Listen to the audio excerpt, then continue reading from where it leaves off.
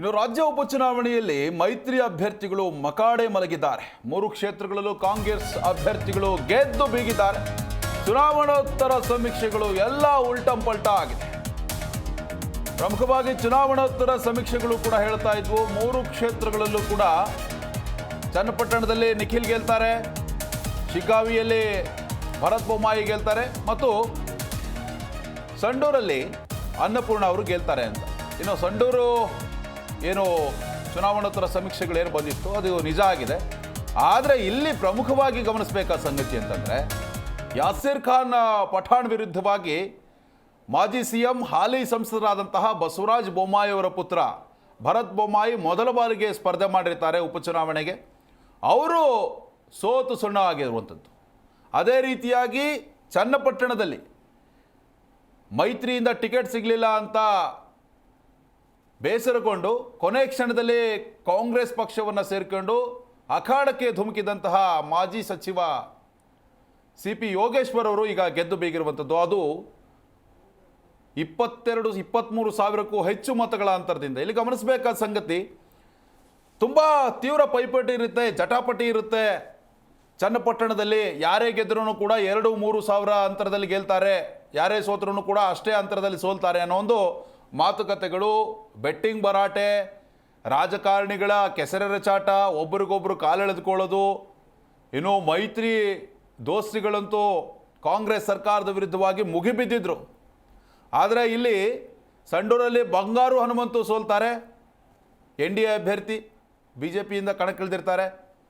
ಮತ್ತೊಂದು ಕಡೆ ಯಾಸಿರ್ ಖಾನ್ ಪಠಾಣ್ ವಿರುದ್ಧವಾಗಿ ಶಿಗ್ಗಾವಿಯಲ್ಲಿ ಭರತ್ ಬೊಮ್ಮಾಯಿ ಅವರು ಕೂಡ ಸೋತಿರುವಂಥದ್ದು. ಇನ್ನು ಚನ್ನಪಟ್ಟಣ ತುಂಬ ಶಾಕಿಂಗ್ ಆಗಿರುವಂಥದ್ದು ಅನೇಕರಿಗೆ. ಯಾಕಂತಂದರೆ ನಿಖಿಲ್ ಗೆಲ್ತಾರೆ ಅಂತ ಚುನಾವಣೋತ್ತರ ಸಮೀಕ್ಷೆಗಳು ಹೇಳಿದ್ವು. ಆದರೆ ಚುನಾವಣೋತ್ತರ ಸಮೀಕ್ಷೆಗಳು ಕಂಪ್ಲೀಟ್ ಆಗಿ ಉಲ್ಟಾ ಆಗಿರುವಂಥದ್ದು.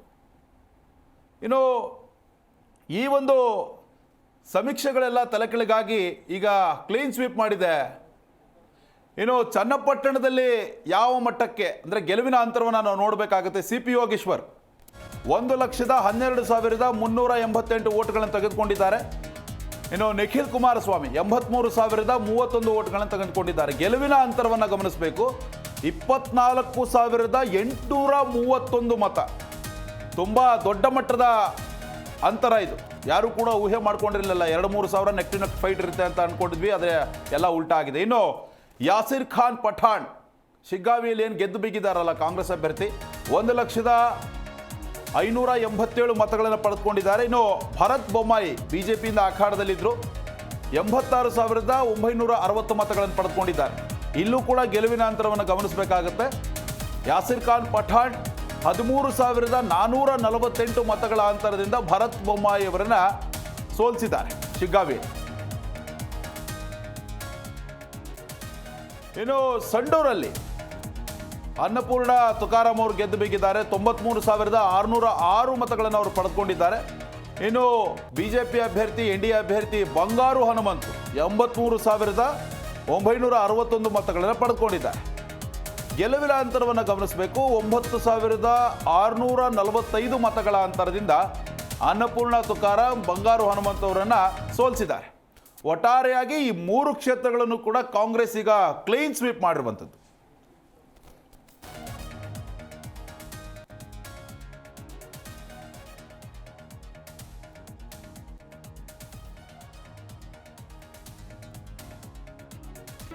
ಜಿ ಕನ್ನಡ ನ್ಯೂಸ್ ಈಗ ನಿಮ್ಮ ಮನೆಯಲ್ಲೇ ನೋಡಿ.